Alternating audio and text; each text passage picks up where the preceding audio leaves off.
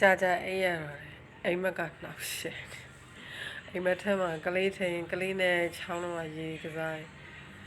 ကလေးကထသွားပြီကလေးပြောင်းအိမ်မက်ထဲမှာဖုံးမှာပြောင်းဖုံးပြောင်းပြီးကလေးပြောင်းပပလိုက်တော့လိုက်ရှာရတယ်ဒီကျရှာမလို့ရတယ်သူ့အမေလိုက်ပြောသူ့အမေကသူများကလေးကိုကြည်ပေးနေရတယ်။အဲ့သူ့အမေကလိုက်ကူရှာမတွေ့အိမ်မက်ကနိုးလာကလေးကမတွေ့လား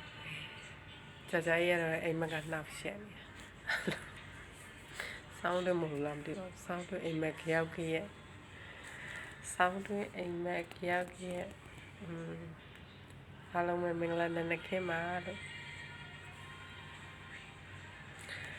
မြန်မာပြည်ကတငယ်ချင်းတွေရောမင်္ဂလာနံနက်ခင်းပါနော်အခုအိယာထရေချိုး